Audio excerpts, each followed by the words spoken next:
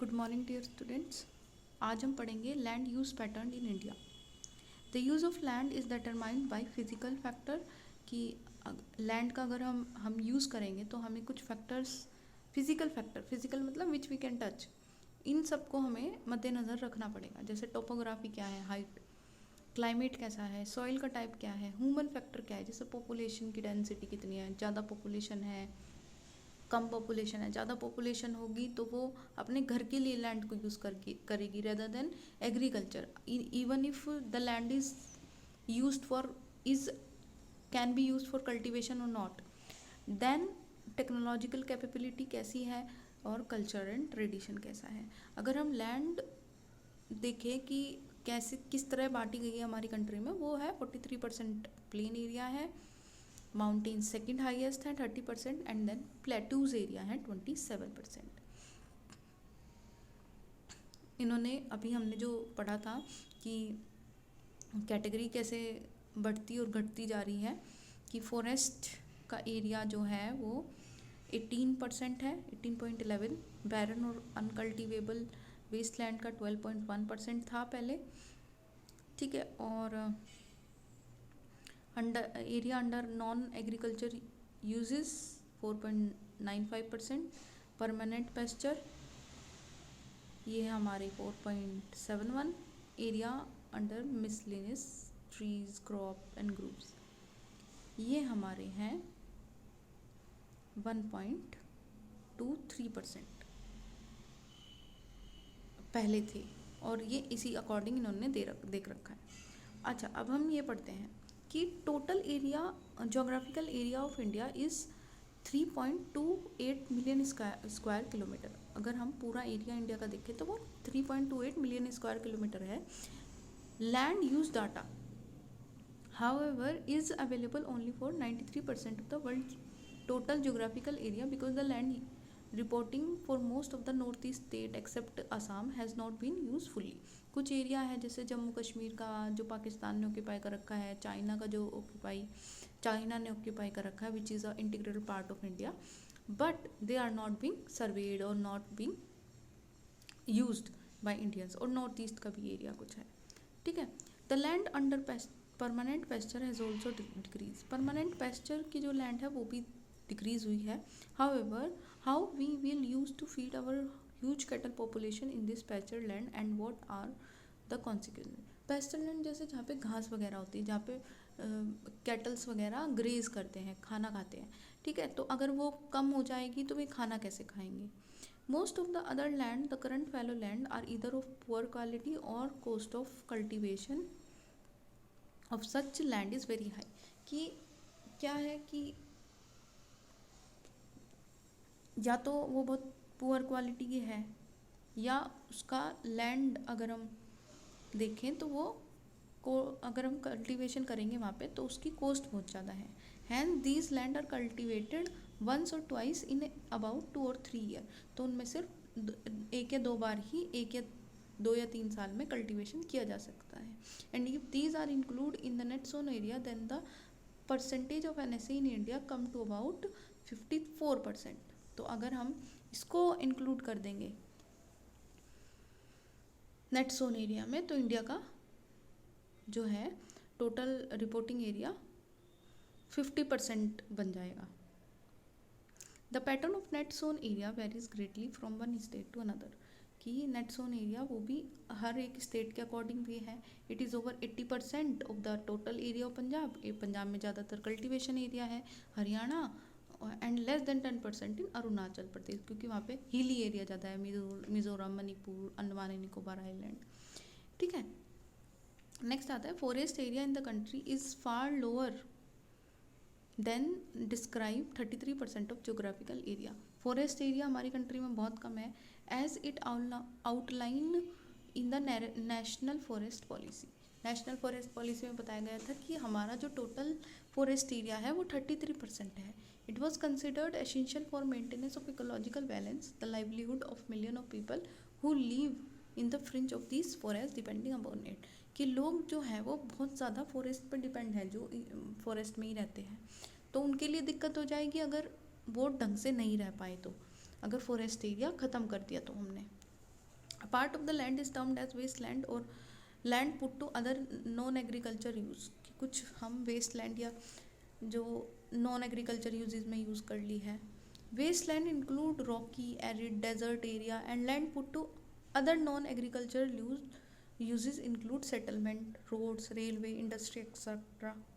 कि कुछ हम क्या करते थे एग्रीकल्चर में ना यूज़ करके लैंड को और बहुत सारी चीज़ों में यूज़ कर लेते हैं. जैसे रोड में सेटलमेंट, हम रह रहे हैं जहाँ पे, रेलवे, इंडस्ट्री, ये सब. Continuous use of land over long period of time without taking appropriate measure to conserve and measure it. कि हम क्या करते हैं कि हम लैंड का कंटिन्यूस यूज़ कर रहे हैं, कोई ढंग के मतलब उसे रिप्लेनिश होने में, सही होने में टाइम नहीं देते और दोबारा से क्रॉप कल्टीवेट करते रहते हैं. Has result in land degradation. तो उससे क्या हो रहा है कि जब हम लैंड को टाइम ही नहीं दे रहे तो लैंड बंजर होती जा रही है, वो फिट नहीं हो रही कि हम उसे और एग्रीकल्चर के लिए यूज़ कर सकें. This in turn has serious repercussion in society and the environment.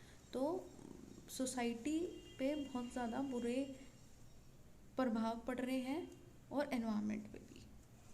अब बताया उन्होंने land conservation and land degradation and conservation major.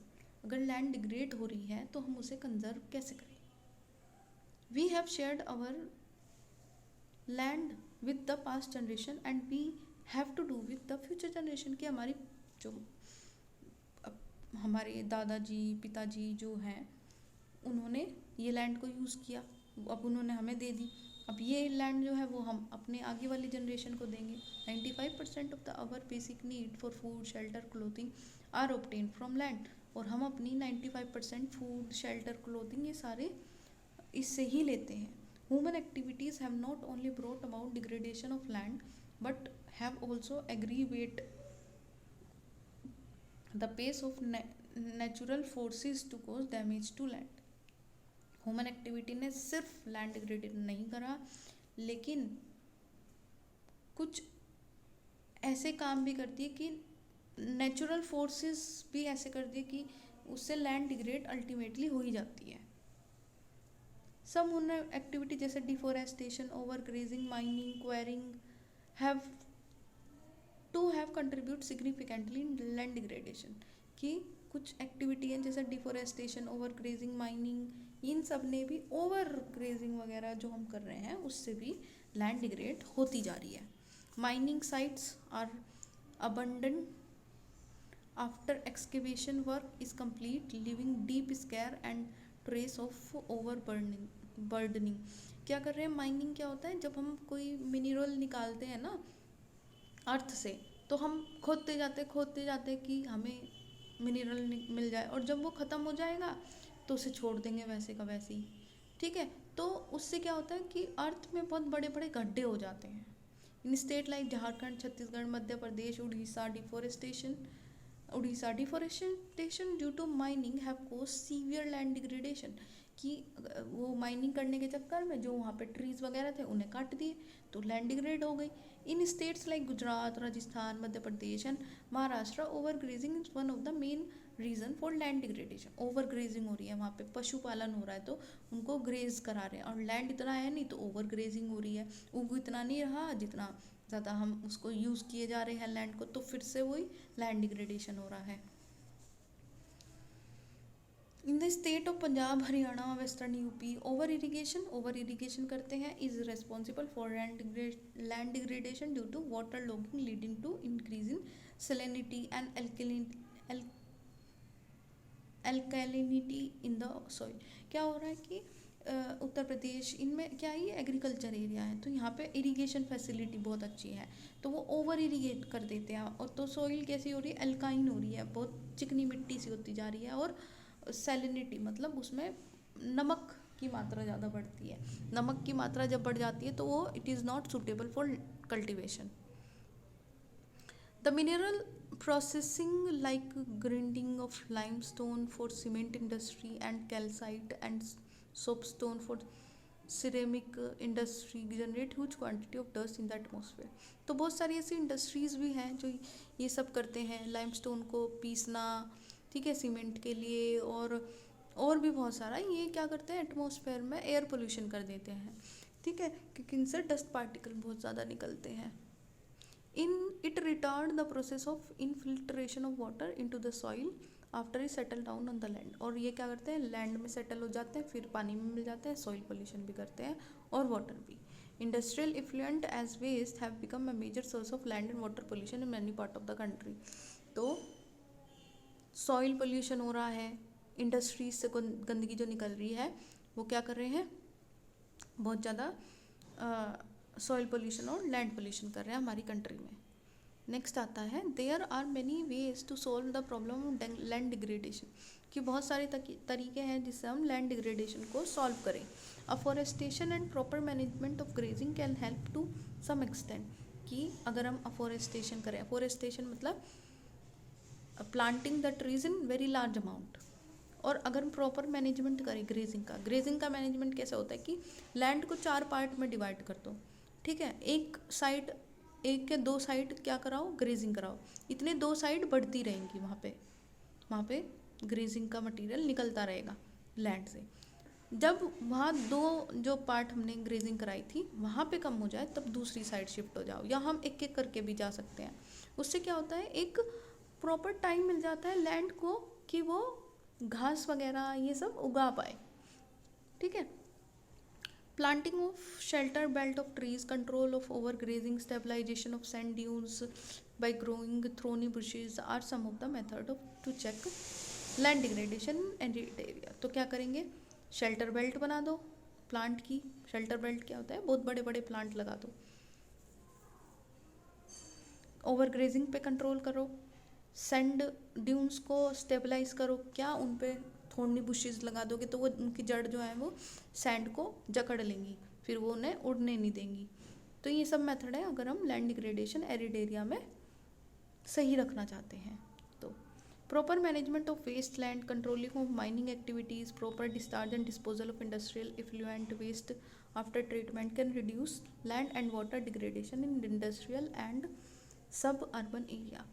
तो अगर हम माइनिंग एक्टिविटी कंट्रोल करें, डिस्चार्ज करें ढंग से, जो भी डिस्पोजल ऑफ इफ्लुएंट है, वेस्ट को ढंग से ट्रीट करें, अगर हम लैंड पे भेज डाल रहे हैं या वाटर में डाल रहे हैं तो उसको ढंग से डिस्चार्ज करें, तो भी land degradation, water degradation, soil degradation ये सब घट सकता है।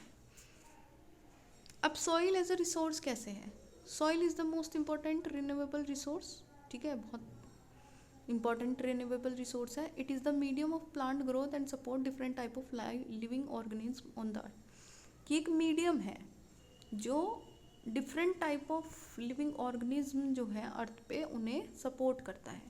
The soil is a living system है। It take million of year to form soil up to a few centimetre of depth, कुछ सेंटीमीटर बढ़ने के लिए भी ना मिलियंस ऑफ ईयर लग जाते हैं। Relief, parent rock, bed rock, climate, vegetation, other form of life and time, ये सब क्या है, इंपॉर्टेंट फैक्टर है सॉइल के फॉर्मेशन के लिए। Various forces of nature such as change in temperature, action of running water, wind, glacier, activity of decomposer, ठीक है, ये सब भी क्या करते हैं, फॉर्मेशन ऑफ सॉइल करते हैं। Chemical and organic change which take place in the soil are equally important. तो केमिकल और ऑर्गेनिक चेंज भी बहुत इंपॉर्टेंट है। अब यहाँ पे एक सॉइल प्रोफाइल दिखा रखी है, आप अगर सॉइल के बारे में क्वेश्चन आता है तो आप ये बना सकते हैं। जैसे सबसे पहले पेरेंट रॉक होती है, नीचे बेड रॉक या पेरेंट बेड रॉक कहते हैं। फिर आते हैं वेदर्ड पेरेंट रॉक, यहाँ पे सबसे नीचे मोटे मोटे पत्थर होते हैं, फिर थोड़े कम मोटे पत्थर होते हैं, फिर सैंडी और सिल्टी क्ले आ जाती है, और ये टॉप सॉइल, सबसे ऊपर टॉप सॉइल जो एग्रीकल्चर के लिए फिट होती है, सबसे ऊपर टॉप सॉइल होती है। नेक्स्ट आते हैं soil also consist of organic, humus और इनऑर्गेनिक मटेरियल। ऑर्गेनिक मटेरियल जो हमारे एग्रीकल्चर वगैरह में काम आती है। On the basis of factor responsible for soil formation, colour कैसा है, थिकनेस कैसी है, टेक्सचर कैसा है, कितनी एज हो गई, बहुत पुरानी है, बहुत नई है, केमिकल या फिजिकल प्रॉपर्टीज़ उसकी कैसी है। Soil of India are classified in different type, तो इंडिया की सॉइल अलग अलग टाइप्स में डिवाइड कर रखी है।